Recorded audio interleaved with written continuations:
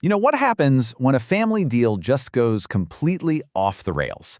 Today, we're going to dive into a story of love, deception, and a 20-year-long conflict between a nephew, Jacob, and his uncle, Laban. It's an ancient, dramatic tale that ends not with a fight, but with a promise that's literally set in stone. So let me just ask you this to start. How long would you be willing to work for the person you love? A year? Maybe 5? Well, our story kicks off with a man who agrees to 7 years of hard labor for the woman he loves. And that one decision, man, it kicks off one of the most intense family dramas you can imagine. All right, so let's set the scene. It all starts with a deal for love. Jacob is on the run, and he finds refuge with his uncle, Laban. It's there that he meets Laban's younger daughter, Rachel, and falls so deeply in love, he's basically willing to do anything to marry her. And Laban, seeing this, names his price: 7 full years of labor. I mean, that's an incredible commitment, right? But Jacob agrees right on the spot. He actually thinks the years would feel like just a few days because his love for Rachel was so strong. Okay, so fast forward 7 years. The work is done. But this is where the story takes a sharp, really deceptive turn.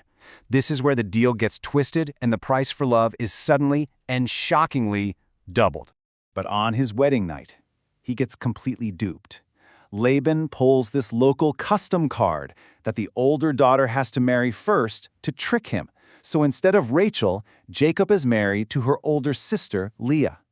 His 7 years of work, all for the wrong bride. Let's just break down how massive this bait and switch was.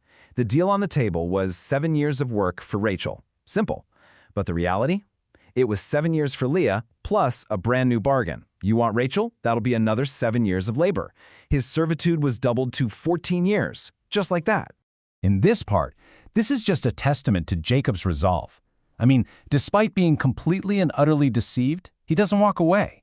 He accepts the new terms. He commits to another 7 years. That's how powerful his love for Rachel was. All right, so we're moving into the next chapter here, because the years that followed, they were this crazy mix of more betrayal and, surprisingly, some incredible blessings. And get this, the deception didn't stop at the wedding. Oh no.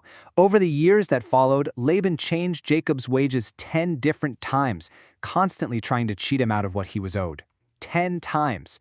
It was just a relentless pattern of betrayal. But here's where the story gets really interesting. Despite all of Laban's scheming, Jacob starts to prosper. According to the story, God saw the injustice of it all and began to bless Jacob directly. And the result?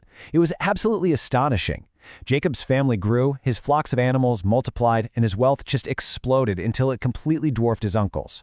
Of course, this massive success didn't go unnoticed, and it started to spark some intense jealousy from Laban and his sons. So as you can imagine, the atmosphere got toxic.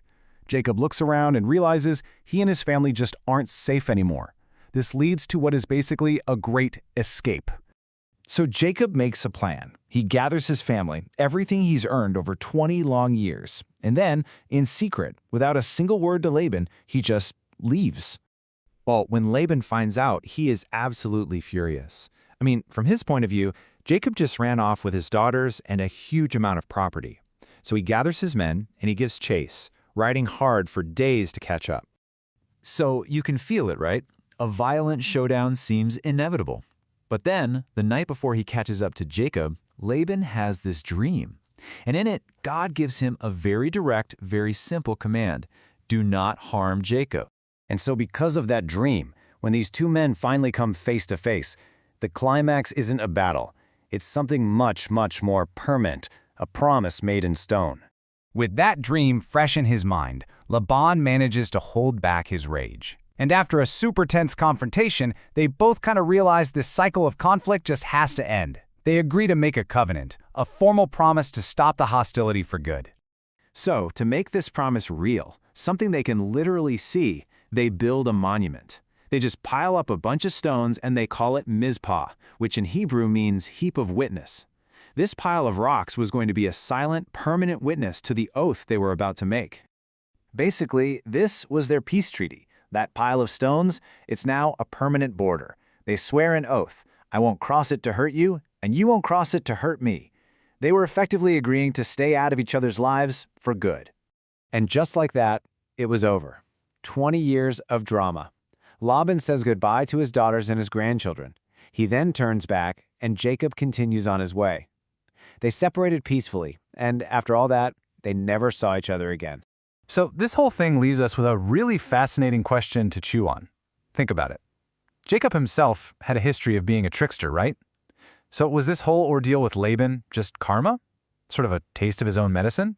Or was their peaceful parting, despite all the years of betrayal, a profound act of grace? Definitely something to think about.